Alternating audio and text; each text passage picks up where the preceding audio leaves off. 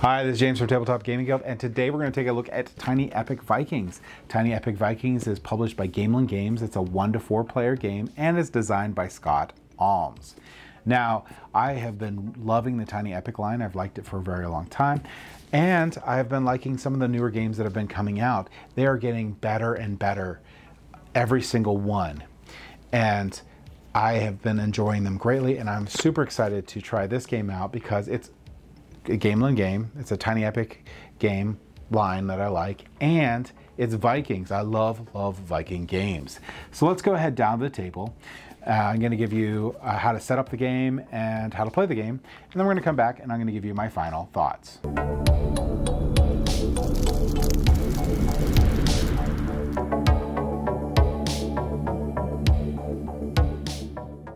Okay, so this is Tiny Epic Vikings, and the first thing we're going to go over is going to be setup. Now, if you're playing with a 4-player game, as you can see from this little number here, you're going to use this side of the map. Otherwise, you're going to use this side of the map for a 1 to 3 player game.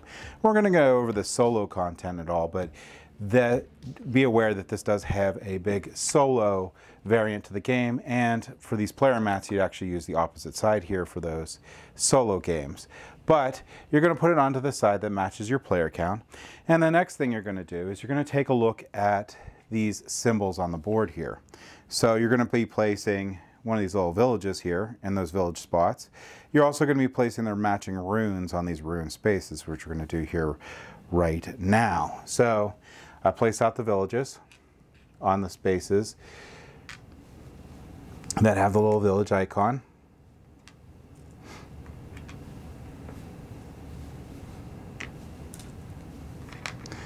And then I'm going to place out these runes in the places where they match the runes. And you can tell that matches that.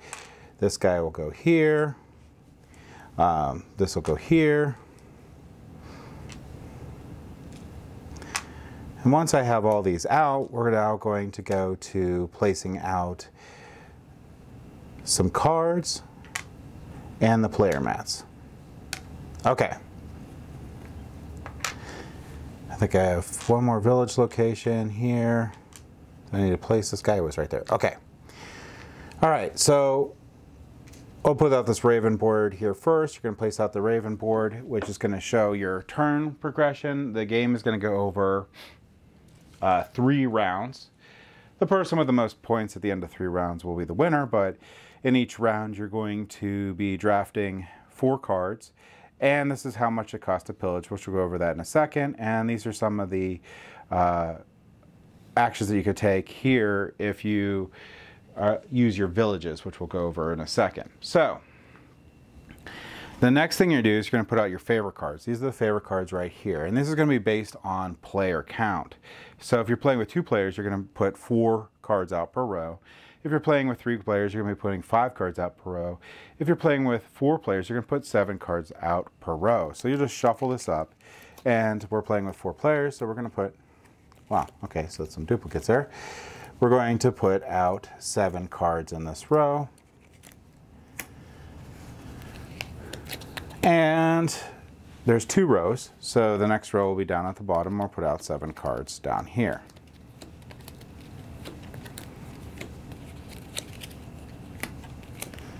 Okay, everyone's going to get a player mat like this right here.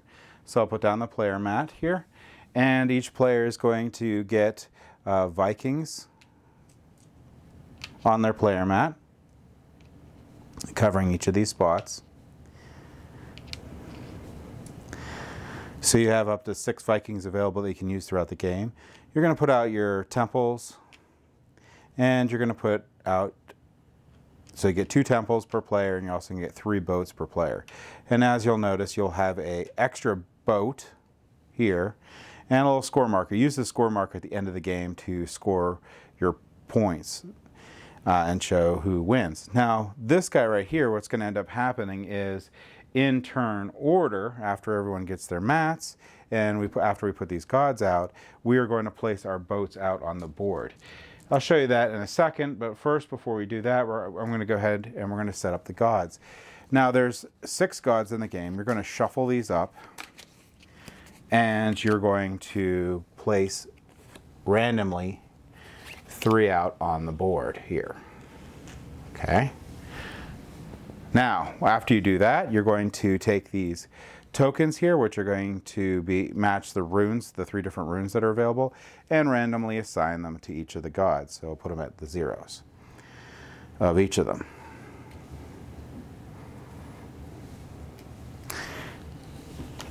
All right. Two last things for setup. You're going to take each of these, which is going to be your food, your iron, and your wood. And you're going to place all these resources on the 2 spot of your board. You can't have more than 7 of any of these resources during the game, so you have to manage them wisely. So that's the player board set up.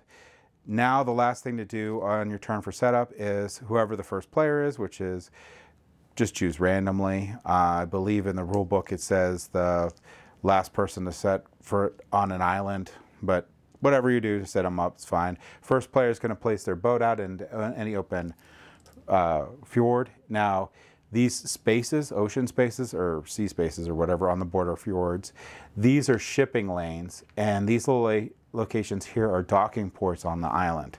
So each player in turn order will place out their ships on the board for whatever fjord they want to put them in for their starting stuff. So once that's done, the game can begin. At the start of each round, what we're going to do is we're going to take a look where the raven marker is. This is going to be the first age, I guess. In the start of this first age, everyone's going to get 4 cards. Okay? And what you're going to do is once you have your 4 cards, you're going to draft. You're going to draft in the direction it says for that age, and this age is going to be clockwise. So I'm going to take a look at these cards. I'm going to pick one I like, pass 3 over, put this down. Then I'm going to get 3, pick one that I like, place it down, pass the other 2. Then I'm going to get 2, pick one I like, pass it over, and then I'll get my final card and I just get to keep it. So after the draft, we're ready to start the game. One thing I didn't point out is the first player, to keep track of the first player, gets this really cool Viking ship. You just put it by your player mat when you're the first player.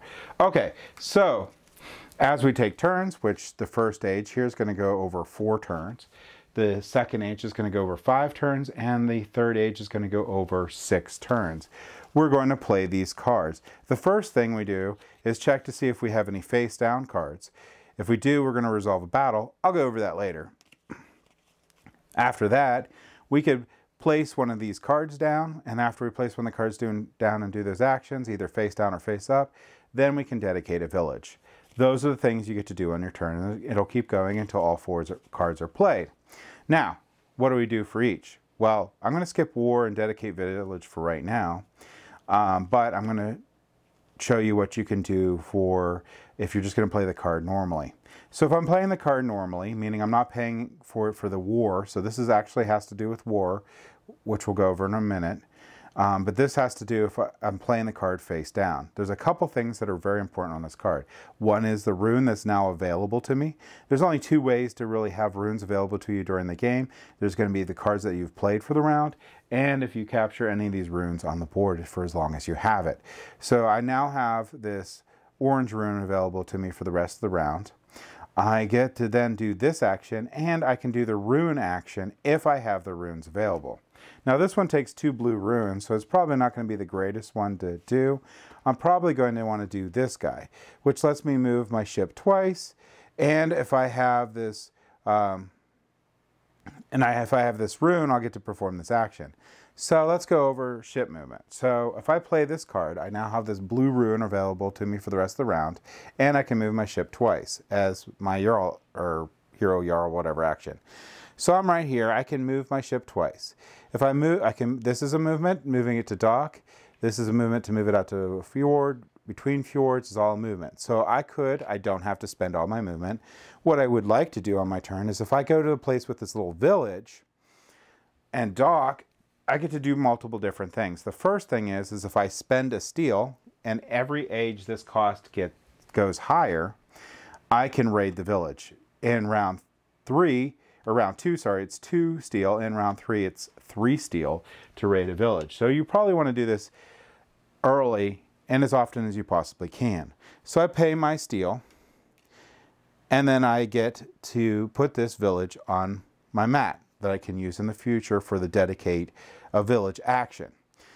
Now that I'm here, I can deploy troops equal to the number, my shipping number. So I have 2, I could deploy 2 troops if I have food. For each troop that I deploy cost 1 food. So if I want to deploy 2 troops, it's going to toss me 2 food, and I can take my 2 troops and place them on the island. Immediately, if I have majority on the island, control the island, I gain this rune and I can put it up over by me. If I ever lose majority, I lose the rune. Every time you gain a rune, you put up the God's Rage, which we haven't talked about, and is the major scoring point of the game. So if I went here and I put 2 boots down and I claim this rune, I would increase the God's Rage of the matching color. So in this case, it's going to be your God of Sea, or whatever his name is, which will put him up 1. And later on with Battle or Dedicated Village, he has benefits that we'll go over in a minute. So this will go up 1. We're going to talk about endgame scoring in a little bit, but the whole point of this game is getting these runes, because these runes are your points at the end. I claim that rune. A couple things to know. You can only claim runes with boots on the ground. So the only thing that counts for boots on the ground is going to be your Vikings or these temples. These temples will count for 4 influence on the island. These Vikings will count for 1. Docked ships, not ships in the fjord, but docked ships will count for 2 influence to determine who has the most influence on the island to get the rune. However, the boats don't count. So if I leave with these 2 Vikings for one reason or another, I have to put this rune back because this boat doesn't count. So now that I have done that and I've got this rune, I can do the rune action. And since I have that rune, I can perform this action. And this rune action happens to be draw a card and replace it. So I can draw a card and I can be like, well, you know, this guy's rune action I'm probably never going to do. I don't know if I'm going to battle with him or whatnot. So I'm going to go ahead and discard him. I'm going to keep this card that I just drew. You can't have more than you started with or you currently have, because this is your timer for the round. So now I have a new card. Other actions that you can get for playing cards, here I get to build. And if I have that rune, I can do a shipping action, or I can move my ship around. If I build, I have to look at the cost. So let's get another card out here. I have to look at the cost of that item that I want to build. So here it's going to cost 4 wood to build this boat. This one's 3 wood. This one's 2 wood. If I want to build this temple here, it's going to be 5 wood, and this is going to be 7. And whenever you build, if it's a ship, you have to put it in a fjord adjacent to where you have some units. If it is a temple, you have to put it where you have boots on the ground. And temples count for 4 influence in an area, so they're very valuable. In addition to that, for every single one that I play, I open up these slots here. So when I do the harvest action, which I'll go over in a minute, I get an extra food for each of these that I have unlocked. And for each temple that I have out, I get a resource of my choice. So that is the build action. There's going to be a harvest action here. So let's get a harvest one. So here's harvest. Harvest are really simple. So harvest is going to state that you are going to get whatever number is on the right of that. So this is going to be 3. So I would get 3 of whatever resource I want. I can get 1 food, 2 iron, 3 wood, whatever combination I want. In addition, anything that I have unlocked on this board will give me bonuses for getting more resources. So that's simply the harvest action. So playing cards face up, simply you'll be able to get the runes available to you and you'll do your thing. Now the other thing that I can do on my turn is, and I showed you the rune action, so it's very important to watch out if you're going to be doing these to try to capitalize and be able to do the rune action on the bottom. Another action that I should describe here is going to be 2 other rune actions that you can do. This one here lets me move a Viking to another island, and the number of Vikings I can move are right here, or the number, so I can either move that number of Vikings 1 space, or I can move 1 Viking that many spaces. But so I can move 1 Viking with this one.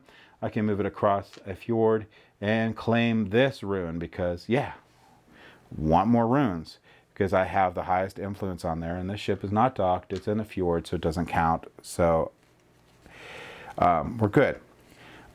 One other thing before I bring up these two, well, I'll bring up this one real quick. This one here, just simply get your resources. If you see this little X is normally times something, so times the number of this type of rune I have, I'll get that much food. This one here, if I have 2 of these resources, I can actually play this for its ability, then flip it to play it for war, which we'll go over shortly, and just knock those all around. So let me put them back here. So one other thing I wanted to talk about movement and claiming an island is if an opponent comes or you go, and whenever you invade and you put units there and there were other units there, what you're going to do is you're going to check to who has the most influence. If the person invading has the most influence, every other player is going to lose 1 Viking. So this player can come in and they can take this place, and I would lose my Viking and it would go back to the mat. So they would now get this ruin, and it would be available to them. And as an example here, let's say I have 2 in this region. Yellow has 2, so we tied. No one gets the rune, but green comes in with 3, so they'll have 3. Yellow and red now lose a unit. You could build temples in areas that you're at. You don't have to control them. And temples like this right here cannot be destroyed. So once this is placed out here, it's good. It can't be destroyed. It's going to be there forever unless you move it. There is a temple move action on one of these rune cards here that lets you move a temple to an adjacent island using these shipping routes right here. So if I have 4 of this type of rune, I can move the temple over, which can be a big deal. All right, so the other thing you get to do is you declare war. So if I'm going to declare war, basically what I'm going to do is I'm going to take the unit that I want. I'm going to place it face down so no one knows what it is. Then I can pick one of these runes that we're going to be fighting over. I can only pick outer ones on the outer edge, so currently I can only pick one of these 4. Most of them are going to have 2 runes available to you. These runes you don't get during the game. They're only for end game scoring. So if I get this, I'll place it face down in my area. I can only have up to 3 of these.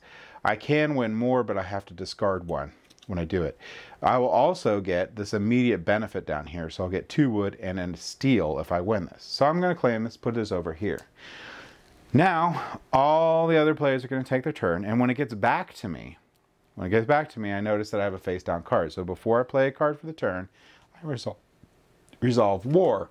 I flip over my card, and every other player flips over their card, and the person with the highest number will win. A couple caveats. If I have a card that requires iron down here, I'm going to have to pay that 2 steel. If I don't pay that 2 steel, I'm not actually participating in the battle, and I don't get anything, and I just wasted a card. So you want to make sure you have that steel available to do it. If I have the steel available to do it, this is a 12 power. Look at all the other players. If I have the most, I have 1.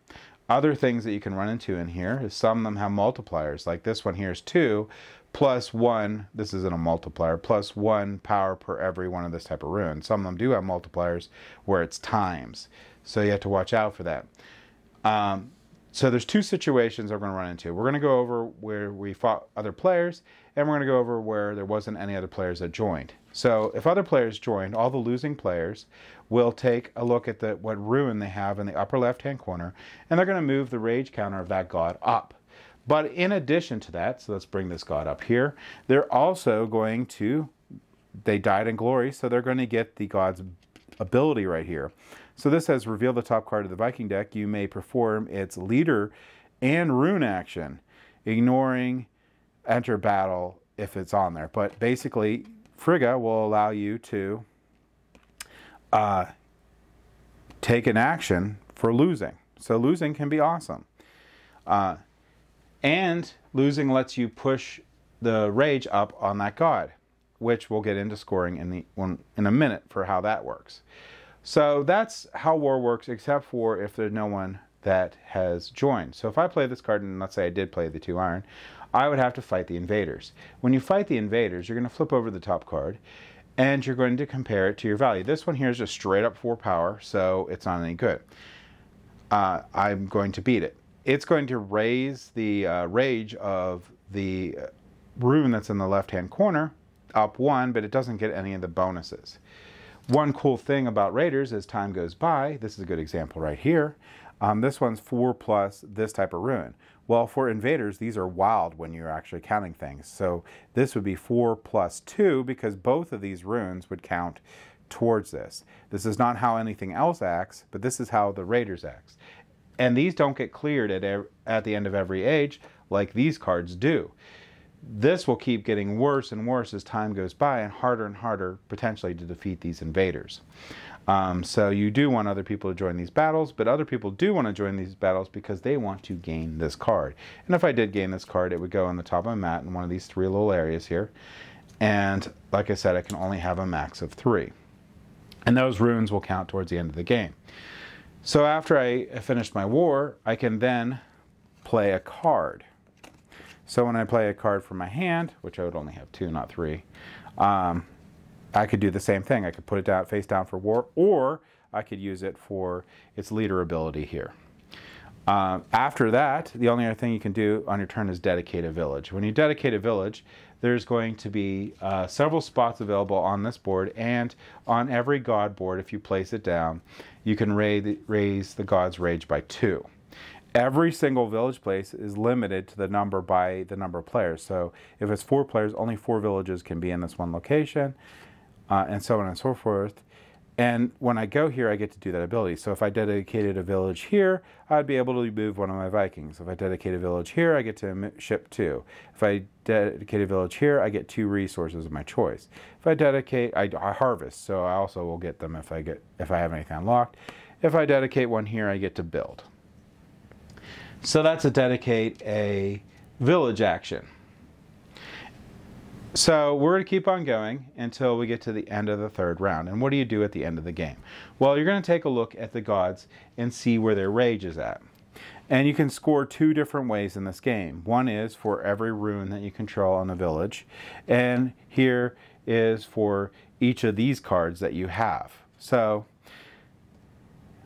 the god here with the highest is going to give me 6 points for every rune that matches in an island.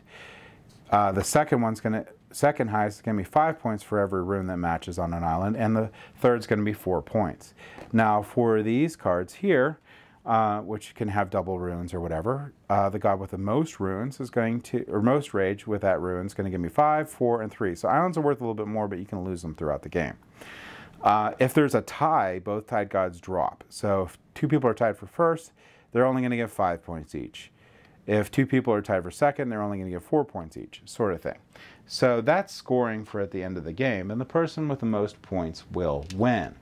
So in a nutshell, that's going to be how you're going to play Tiny Epic Vikings. Let's go ahead and back up the table here, and I'll give you my final thoughts on this game. So, no surprise, I love Tiny Epic Vikings. Tiny Epic Vikings is a wonderful game. Component quality is great, just like any of the Tiny Epic lines in there.